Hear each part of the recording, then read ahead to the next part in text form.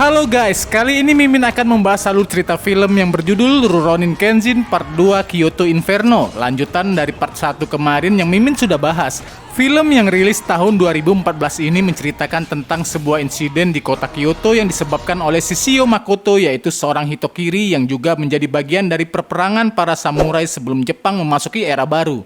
Bagaimana ceritanya? Tentu kalian penasaran ya. Kuy, langsung saja kita simak guys. Tapi jangan lupa buat like, share, dan subscribe ya. Cerita berawal di sebuah pertambangan Setsugyo. Kapten Saito Hajime beserta pasukannya sedang menyerang markas dari pasukan pemberontak.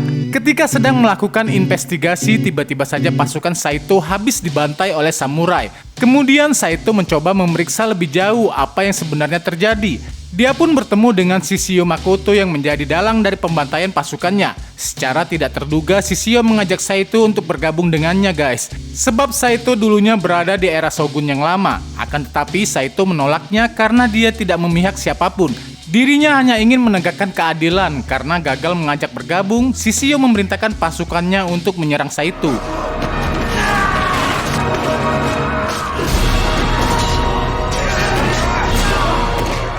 Tapi di sini Saito berhasil mengalahkan anak buahnya Shishio. Kemudian Shin berpindah ke dojo Kamiya. Kini dojo tersebut sudah memiliki banyak murid dan yang menjadi pelatihnya adalah Kaoru. Namun para murid dojo hanya ingin diajarkan teknik berpedang oleh Kenji. Namun Kenji menolaknya karena dirinya hanya sebagai tamu di tempat ini. Kenji juga mengatakan jika seni berpedang saat ini sudah berubah. Mereka harus mempelajari seni berpedang dari dojo Kamiya yang memiliki moto menguatkan hati. Tidak lama kemudian Megumi datang memberitahukan bahwa ada orang yang sedang mencari Kenji. Ternyata pihak kepolisian yang datang dan meminta Kenshin untuk menemui menteri dalam negeri yaitu Okubo. Lalu Kenshin dan Sanosuke pun pergi menemui Okubo. Sesampainya di sana ternyata Kenshin sudah mengenal Okubo. Tanpa menunggu lama, Okubo langsung memberitahukan Kenji bahwa Shishio sedang merencanakan sesuatu di Kyoto. Shishio Makoto adalah seorang batosai dari pemerintahan saat perang di Toba Fushimi. Shishio memiliki kemampuan yang luar biasa, sama seperti Kenshin. Namun dia memiliki sifat yang jauh lebih kejam. Ia membunuh siapapun yang ada di sekitarnya dan tidak peduli lawan atau kawan. Semua karena pengkhianatan yang dilakukan oleh pemerintahan. Merasa Shishio sudah terlalu berbahaya ketika perperangan telah berakhir, Shishio langsung dihabisi dan dia pun dibakar secara hidup-hidup.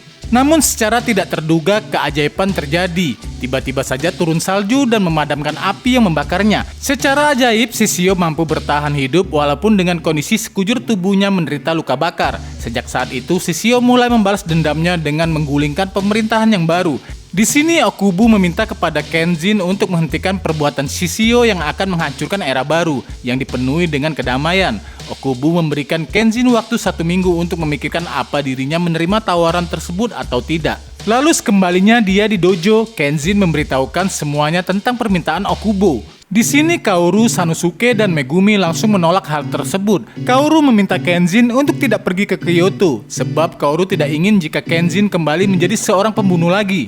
1 minggu kemudian, hari di mana Kenshin akan memberitahukan keputusannya. Terlihat Okubo sedang berada di jalan dengan kereta kudanya. Tiba-tiba saja dia diserang oleh seseorang dan dibunuh oleh bawahan Shishio yang bernama Hojiro. Setelah kejadian tersebut, pengawal Okubo meminta kembali pada Kenshin untuk membantu mereka mengatasi masalah yang diperbuat Shishio.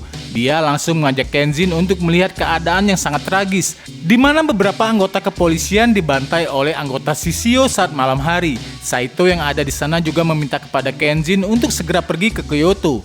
Berita tentang kematian Okubo pun mulai tersebar. Kemudian Kenshin kembali ke dojo dan bertemu dengan Kaoru. Kenshin berniat meminta izin untuk pergi ke Kyoto. Akan tetapi Kaoru merasa sedih sekaligus takut jika nanti Kenshin akan kembali menjadi seorang pembunuh guys. Di sini Kenshin pun memeluk Kaoru dan berterima kasih kepadanya karena menerimanya tinggal di dojo itu meskipun dulunya merupakan seorang pembunuh. Di akhirnya Kenshin pun mengucapkan selamat tinggal kepada Kaoru. Mengetahui Kenji pergi sendirian, Sanosuke tambah begitu marah karena dirinya tidak diajak. Megumi mencoba menjelaskan bahwa alasan Kenshin tidak mengajak yang lainnya karena dia tidak ingin melibatkan orang-orang di dojo berada dalam bahaya. Lalu Sanosuke yang kesal pergi keluar untuk meluapkan amarahnya. Ketika sedang berjalan, dia bertemu dengan seorang pemuda yang menanyakan keberadaan batosai yang tidak lain adalah Kenji. Tentu saja Sanosuke menolak untuk memberitahukannya. Merasa tidak puas, pemuda itu langsung menghajar Sanosuke hingga babak belur.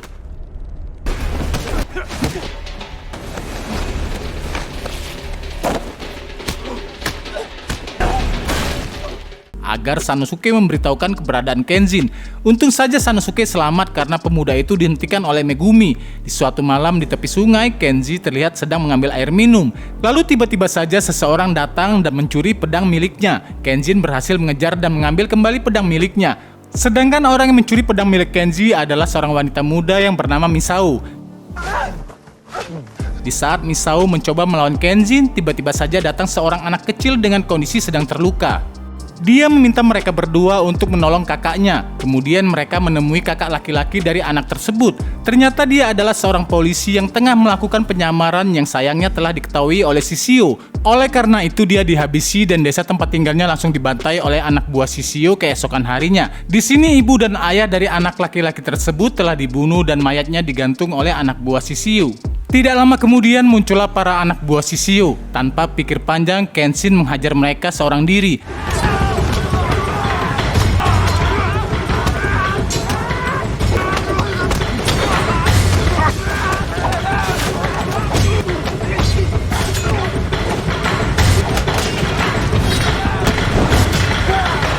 Setelah selesai mengajar mereka semua, datang Sojiro yang meminta Kenzin untuk menemui Shishio saat itu juga. Setelah sampai di tempat Shishio, Kenji langsung mengajaknya untuk bertarung. Shishio kecewa setelah melihat pedang bermata terbalik milik Kenji.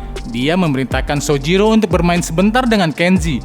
Di sini terjadilah pertarungan antara Kenji dan juga Sojiro.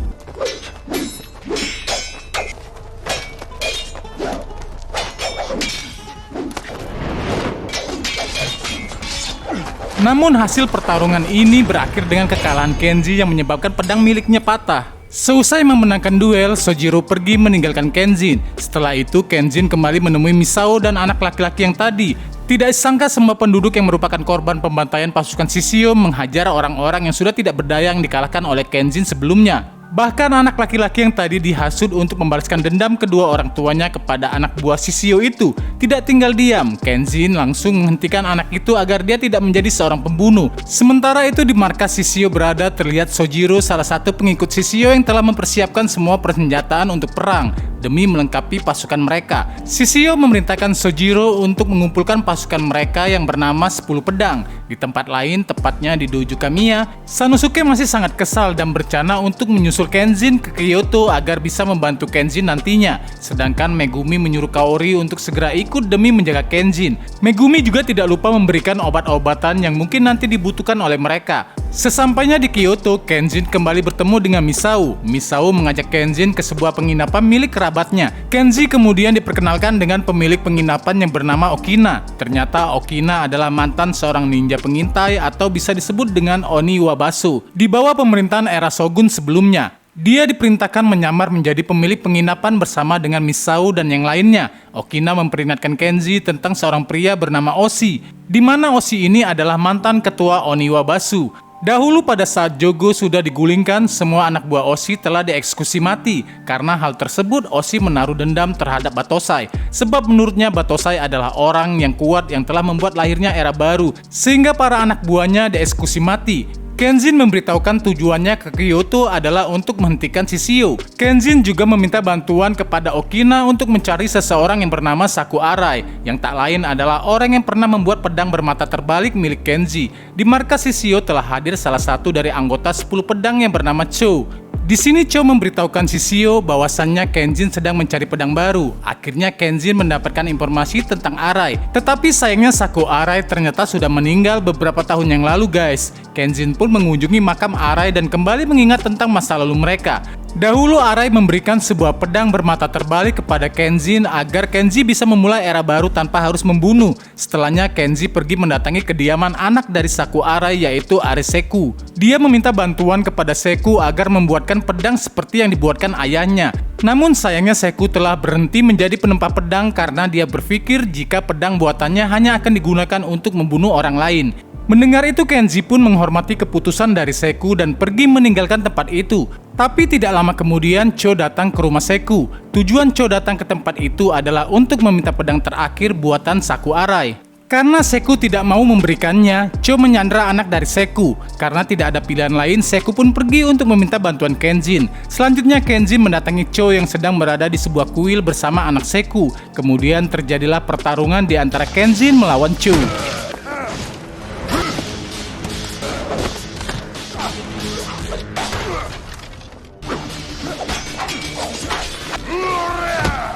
Seku melihat pertarungan itu berencana untuk membantu Kenji dan pergi ke sebuah gudang untuk mengambil pedang terakhir milik ayahnya. Setelah kembali ke kuil, Seku langsung memberikan pedang terakhir buatan ayahnya itu kepada Kenji. Cho mulai mencoba memprovokasi Kenji dengan mendatangi anak Seku untuk kemudian dihabisi. Kenji yang mengetahui hal tersebut bergegas mengeluarkan jurus Hiten Mitsurigi Ryo dan langsung menebas leher Cho.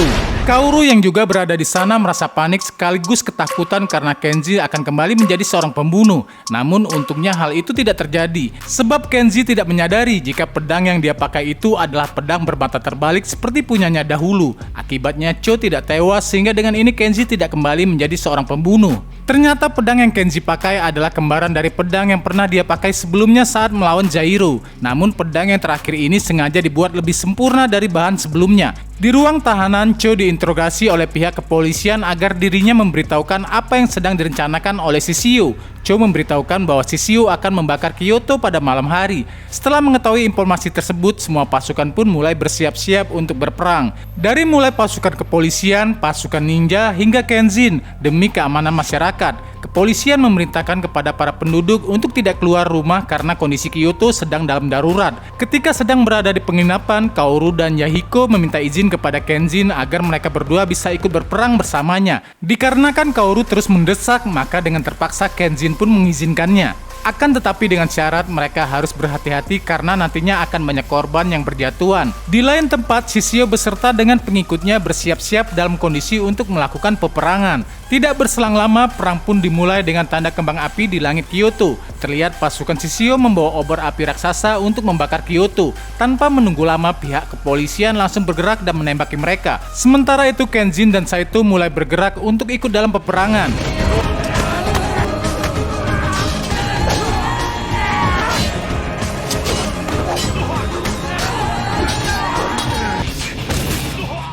Di sisi lain, Kaoru dan Yahiko berusaha untuk melindungi rumah warga agar tidak dibakar oleh pihak musuh. Dalam peperangan ini, Sanosuke juga hadir dan ikut bertarung melawan pasukan Shishio. Selanjutnya di markas ninja Owa Bananso, Okina bertemu dengan Oshi yang sedang mencari keberadaan Kenshin sang Batosai. Dia datang ke markas itu karena mendapat informasi bahwa Batosai sedang berada di tempat itu. Tentu Okina tidak mau memberitahukan tentang keberadaan Kenshin. Lalu pertarungan sengit pun tidak terhindari lagi antara Okina dan Oshi. Pada duel ini, Okina mencoba terus menyadarkan Oshi yang telah tenggelam pada rasa haus akan balas dendam. Menurut Okina sendiri, Oshi sudah jatuh begitu dalam. Di medan perang, Misao sedang bertarung mendapatkan informasi tentang kehadiran Oshi di markas Oniwa Bansu. Tanpa pikir panjang, dia segera pergi ke sana untuk menemui Oshi. Sesampainya di markas Oniwa Bansu, Misao langsung dikejutkan dengan penampakan Oshi yang telah membunuh Okina. Saat akan pergi, Kenji melihat Kaoru yang telah diculik oleh Sojiro. Tanpa pikir panjang, Kenji segera bergegas untuk mengejar Sojiro. Kenji berhasil mengejar Sojiro hingga sampai ke sebuah pelabuhan. Sesampainya di sana, Kenji langsung masuk ke dalam kapal untuk menyelamatkan Kaoru. Ternyata Shishio menangkap Kaoru dengan tujuan untuk membangkitkan kembali sisi kejam Kenshin sebagai Himura Batosai sang pembantai. Kenshin yang tersulut api amarah mencoba bertarung seorang diri melawan pasukan 10 pedang beserta Shishio.